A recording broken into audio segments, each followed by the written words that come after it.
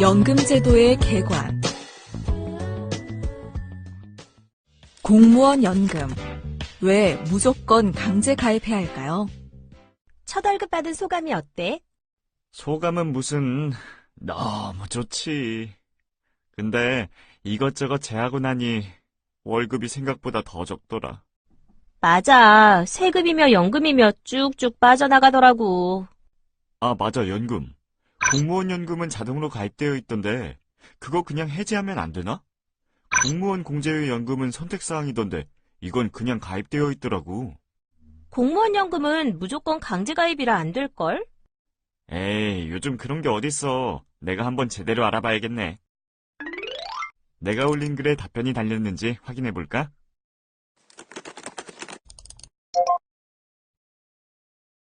이런, 공무원 연금은 법률에 의해 강제 가입 대상이라고?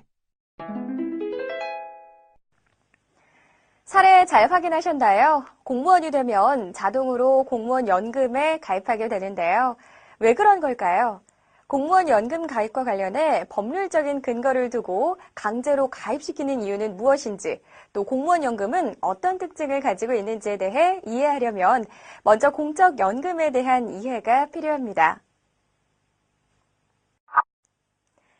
이번 시간에는 먼저 사회보장과 공적연금의 개념에 대해 알아보고 공적연금과 사적연금은 어떤 차이가 있는지 비교해 살펴보도록 하겠습니다. 그리고 우리나라의 노후소득 보장체계는 어떻게 구성되었는지에 대해서도 확인해 보겠습니다. 오늘 학습을 마치고 나면 여러분은 공적연금의 개념과 목적, 특성을 이해하여 설명할 수 있게 되고 공적연금과 사적연금의 차이를 설명할 수 있게 될 겁니다. 그리고 우리나라 노후소득 보장체계에 대해 알고 설명할 수 있게 될 겁니다. 그럼 바로 학습을 시작해 보도록 하겠습니다. 사회보장과 공적연금의 이해. 여러분, 사회보장이라는 용어를 한 번쯤은 들어보신 적이 있으실 텐데요. 사회보장이란 정확히 무엇을 말하는 것이며 왜 필요한 것일까요? 이에 대한 답은 사회보장기본법에 명시된 사회보장의 정의를 통해 확인해 볼 수 있습니다.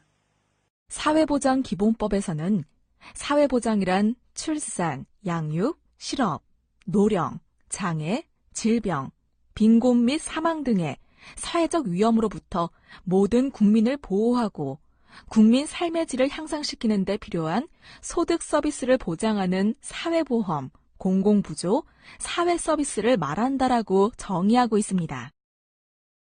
이렇게 법에서 명시한 것처럼 우리나라에서는 사회보장이 사회보험, 공공부조, 사회복지서비스, 관련 복지제도를 통해 이루어지고 있는데요.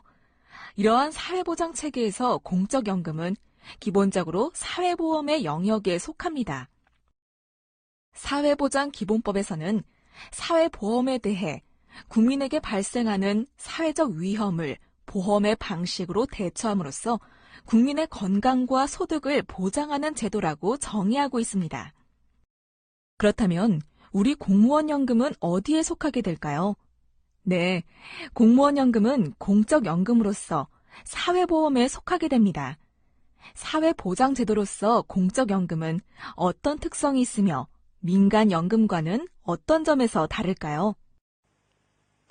사회보험은 사회와 보험이라는 단어의 결합에서도 알 수 있듯이 사회 연대성의 원리와 민간보험의 원리를 접목한 것이라고 할 수 있습니다.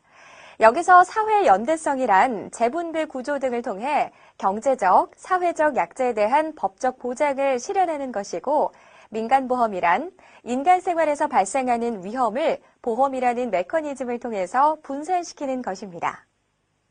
앞서 공적연금은 사회보험의 한 양식이라고 하였는데요. 이 공적연금은 미리 일정액의 보험료를 납입하고 노령, 장애, 사망 등의 사회적 위험에 직면한 가입자에게 금전이나 서비스 형태로 급여를 주는 제도로서 가입 대상자 전원이 의무적으로 가입해야 합니다. 한편 보험료의 납부 없이 국가가 정부 예산을 직접 투입하는 부조의 방식으로 연금 제도를 운영하기도 하는데요. 이러한 비기여 방식은 보통 조세로 재원을 조달하는데요.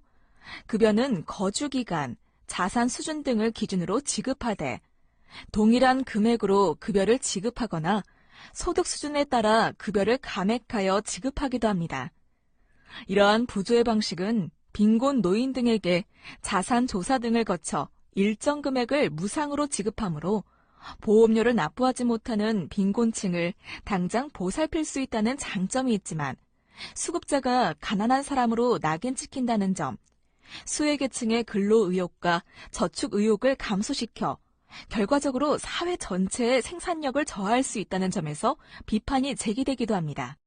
반면 이러한 부조적 급여가 소비로 연결되어 경제 성장에 기여한다는 주장도 있습니다. 그렇다면 공적연금은 언제 도입된 것일까요? 일반 근로자를 대상으로 하는 공적연금으로서 노령장애연금은 19세기 말 독일에서 최초 도입되었으며 공무원연금은 1750년에 오스트리아에서 도입된 이래 1834년 영국, 1853년에는 프랑스에서 도입되는 등 일반 공적연금에 비해 더 일찍 도입됐습니다.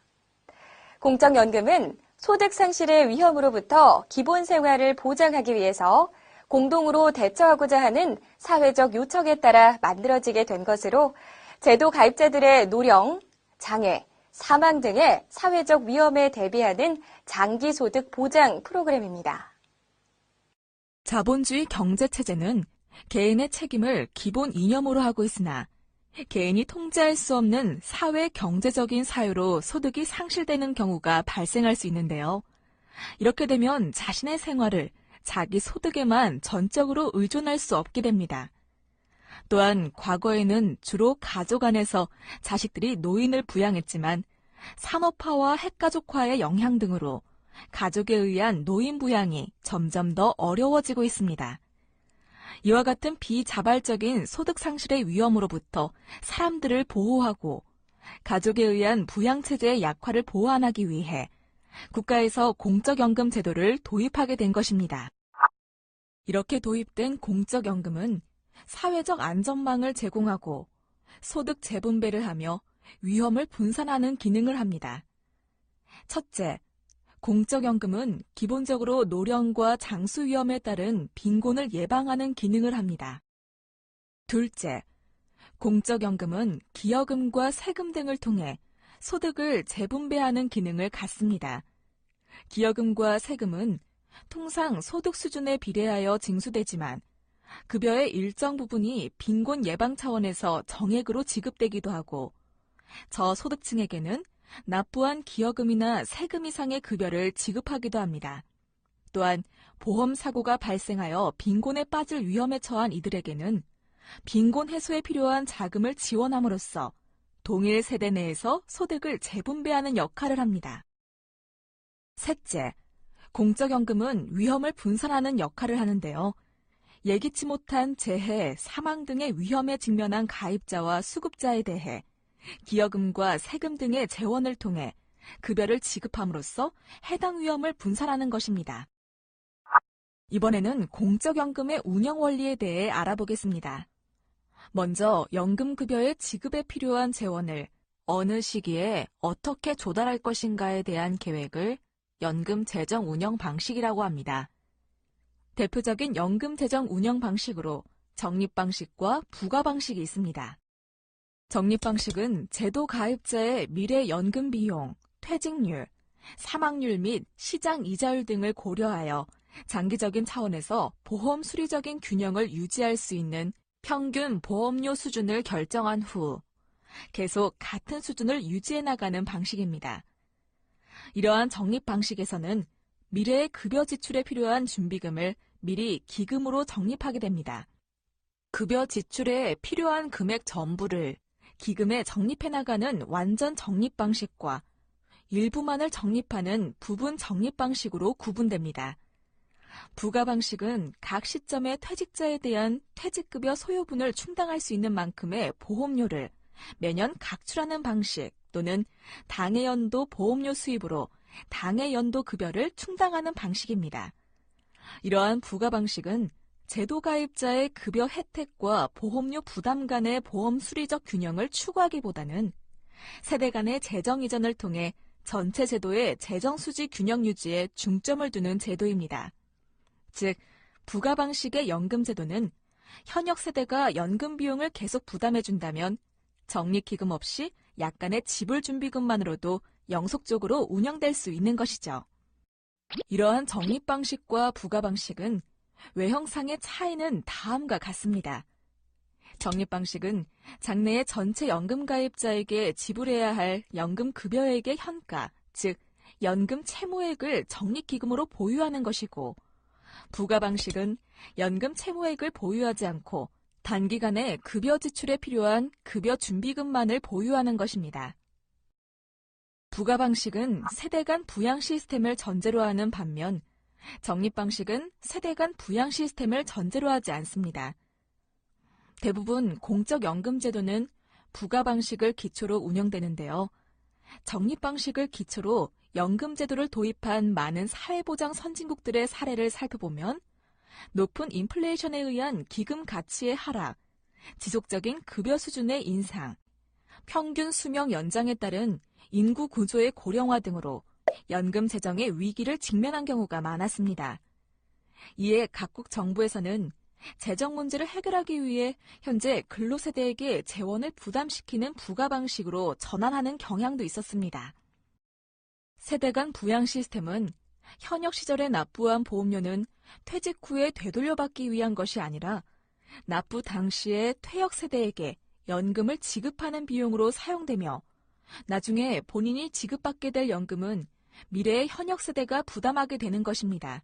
즉, 재정 방식의 측면에서 현재 근로세대에게 재원을 부담시키는 부가 방식이고 일정 기간의 연금 비용을 그 기간 동안의 근로세대로부터 조달하는 방식이며 자식 세대의 생산활동으로부터의 분배에 기초하여 연금이 지급되는 방식인 것입니다. 그런데 이 부가 방식이 온전하게 유지되기 위해서는 몇 가지 조건이 전제되어야 하는데요. 먼저 연금급여의 수준이 미래 세대의 부담 능력을 초과하지 않아야 하며 세대 간의 형평성이 모자라서도 안 됩니다. 우리 공무원 연금의 경우 지난 2001년부터 보전금 제도가 도입되면서 매년 보험료 수입보다 급여 지출액이 클 경우 적자분에 대해 정부 예산에서 별도로 충당하고 있으므로 사실상 부가 방식이라고 할 수 있습니다. 한편 연금제도는 급여 결정 방식에 따라 확정 급여형과 확정 기여형으로 구분됩니다. 확정 급여형은 연금 급여의 수준이 대체로 개인의 제도 가입 기간과 소득액을 기초로 미리 정해진 급여 산식에 따라 결정되고 그에 따른 연금 지출을 채우기 위해 보험료의 수준을 조정해 나가는 방식으로 제도 운영자가 위험을 부담하게 되며 공적 연금 제도의 일반적인 방식입니다. 반면 확정 기여형은 제도 가입 기간에 납부하는 보험료의 수준이 확정되어 있고 납부한 보험료와 그 운영 수익의 합계에 기초하여 향후 연금액이 결정되는 방식으로 가입자가 위험을 부담하게 되며 사적 연금 제도에서 일반적으로 채택하는 방식입니다. 그럼 우리나라의 공적연금 운영 방식은 어떻게 될까요?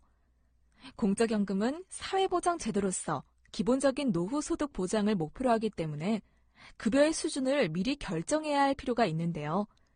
대체로 확정급여의 형태로 운영됩니다. 우리 공무원연금의 경우에도 가입자의 재직 기간 동안의 평균 소득과 재직 기간에 따라 연금액이 산정되므로 확정급여 방식이라고 할 수 있습니다. 칠레와 싱가포르 등 일부 국가에서는 강제저축 방식의 연금제도와 같이 확정기여형으로 공적연금을 운영하고 있습니다. 이러한 확정기여형 제도에서는 개인 계정에 적립된 기여금과 그 이자 수입으로 연금액이 결정되기 때문에 연금 재정 문제는 발생하지 않지만 물가 상승과 경기 침체에 따른 투자 수익 감소, 기대 수명 연장 등의 위험들이 원칙적으로 가입자 개인에게 전가되기 때문에 노후 보장이 취약해질 수 있는 위험이 있습니다.